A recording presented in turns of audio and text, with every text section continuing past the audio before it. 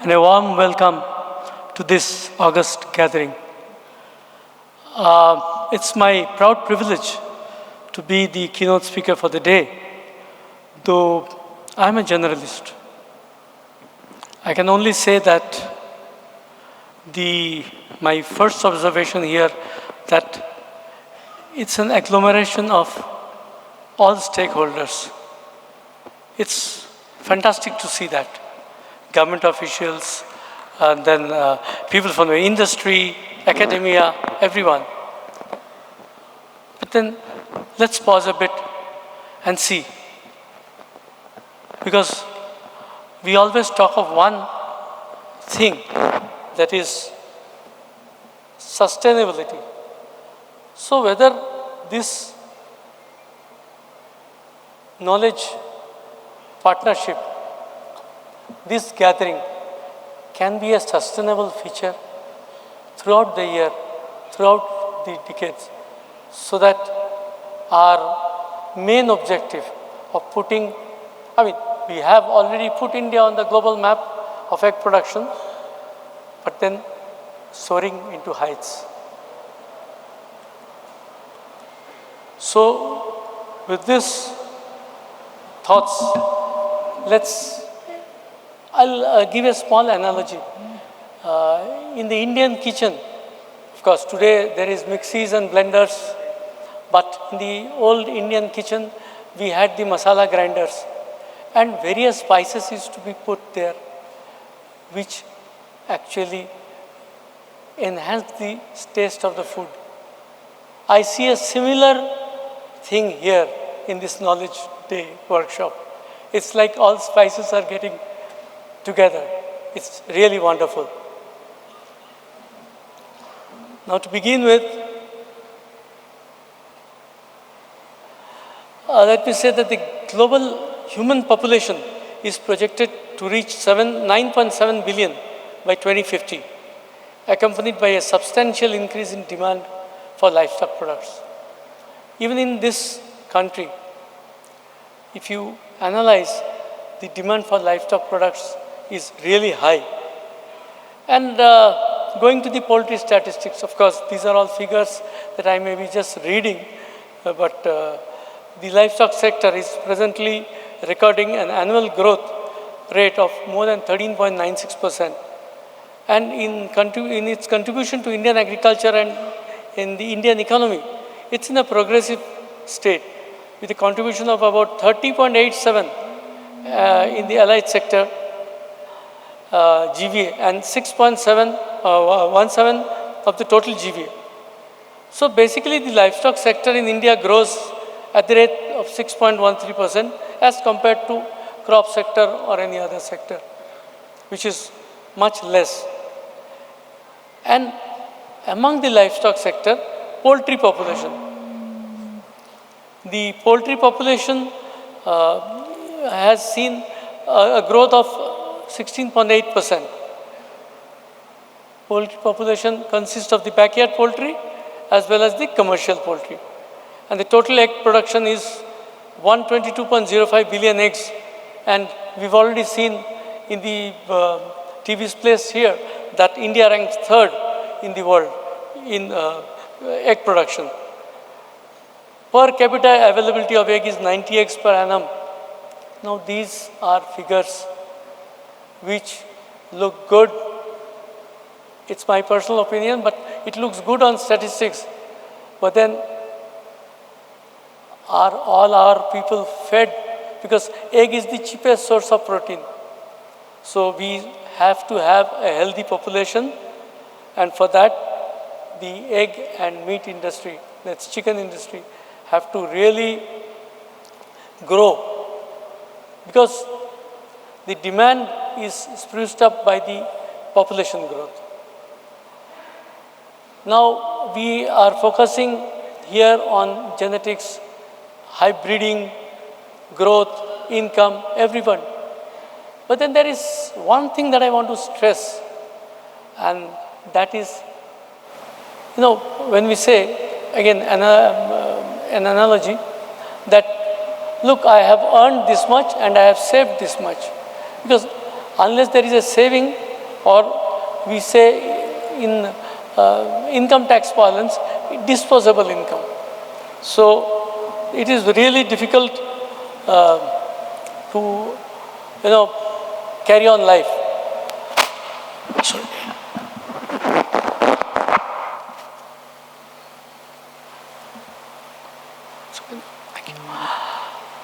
So what is the disposable income?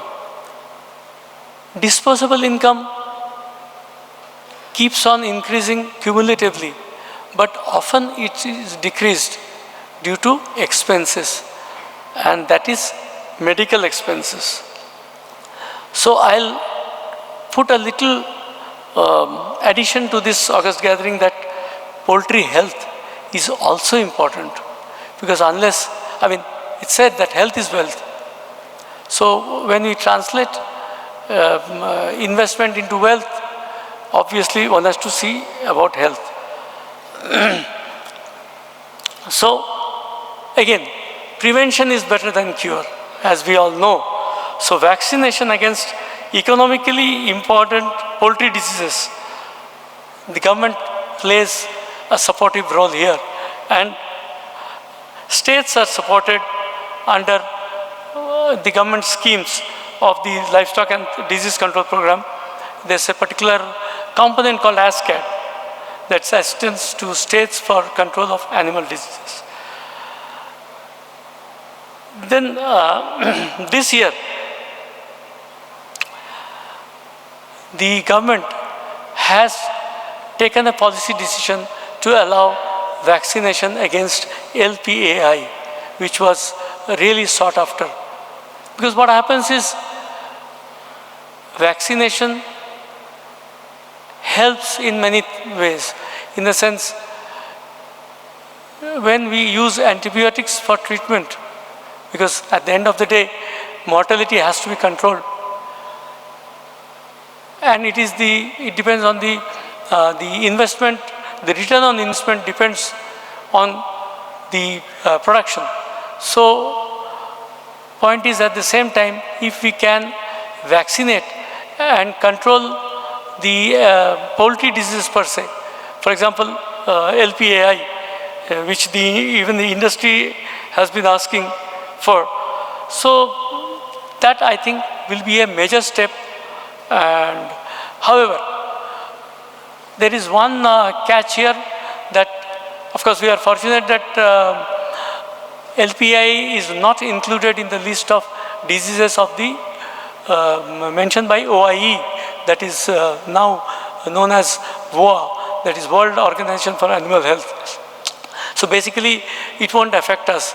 However, vaccination against other diseases, it also affects our export, because unless you are free from vaccination, a disease-free zone cannot be considered, and if that is not accepted, export becomes difficult.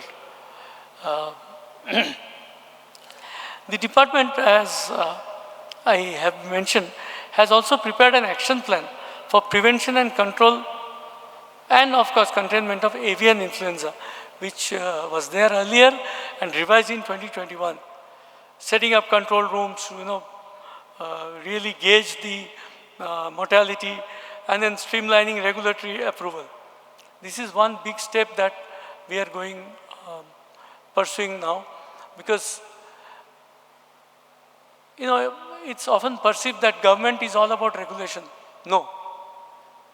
I can tell you that it is facilitation along with regulation. Both are needed.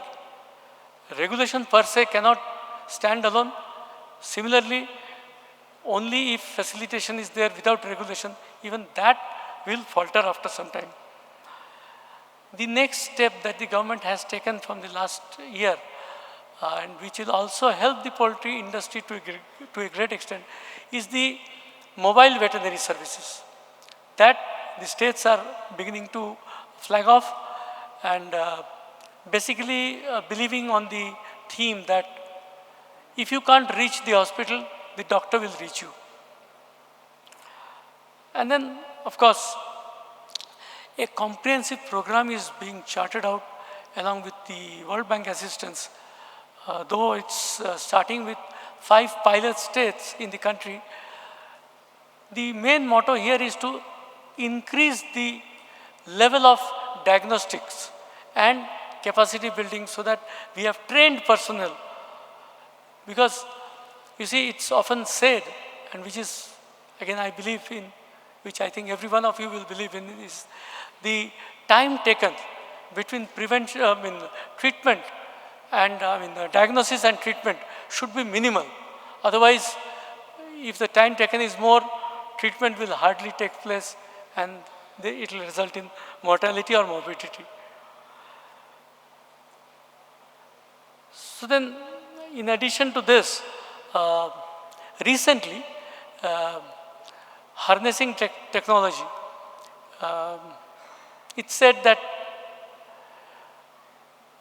change is the best, the most constant thing in this earth is change.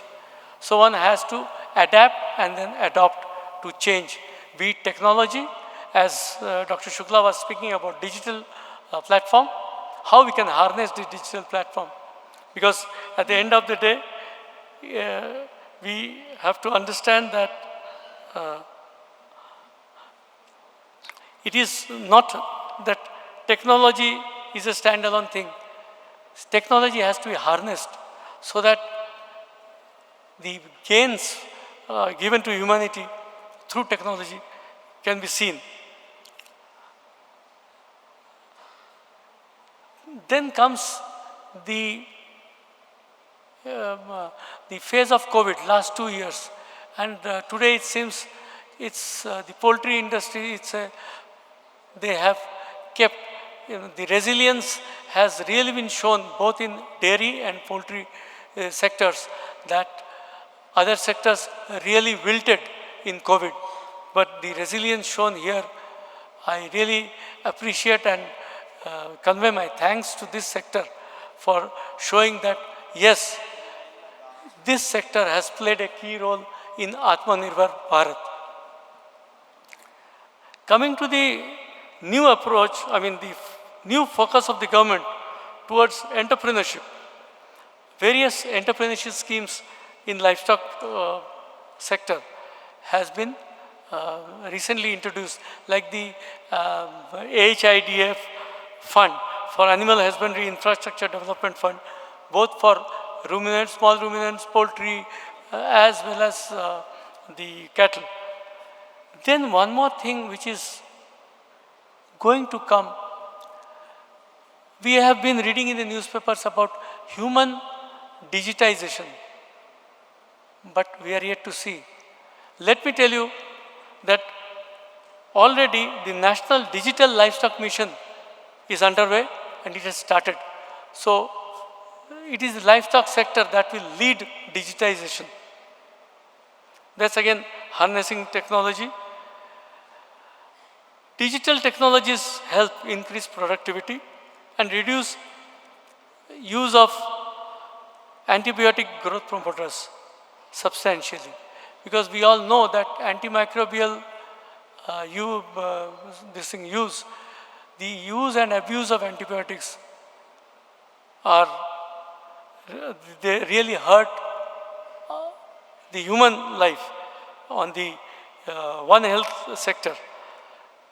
And then IoT can help monitor the use, even help improve biosecurity. Again, a big factor for the livestock industry, because biosecurity is essential not only to stem the spread of animal diseases, but also sustainable livestock management. Automation, unless we leverage the automation technology, life is again going to be still very static, and the growth engine has to, to increase the farmer's income and the income in general, so that the disposable income rises amidst the costs of treatment. is that use of the internet technology and the blockchain technology used in the poultry industries for food safety, traceability, transparency, and monitoring all aspects is a welcome step. Recently, transport of, we've seen that livestock vaccines and their transport often gets impacted by difficult geographical terrains in the country. However, after seeing the use of drone technology, we've been seeing in YouTube that drone technology is used for photographs. So, but then there are drones used in agriculture for spraying pesticides, fungicides. So we thought, why not we try and see whether we can use the drone technology for delivery of vaccines. And on 14th of November, I am proud to say that the first drone launch was taken place by the DHD and the state government of Arunachal Pradesh in a very difficult terrain, covering a road distance of 125 kilometers in 19 minutes, where poultry vaccines and other vaccines were carried from one part of the state to another part.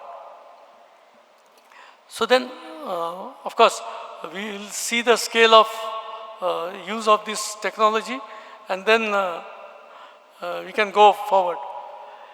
During COVID, as we all know, that many sectors have wilted, but due to policy interventions, even the poultry sector was impacted. You know, as Dr. Shukla said, the blame game is always on the animals and the poultry, because we are, I think, too much anthropocentric.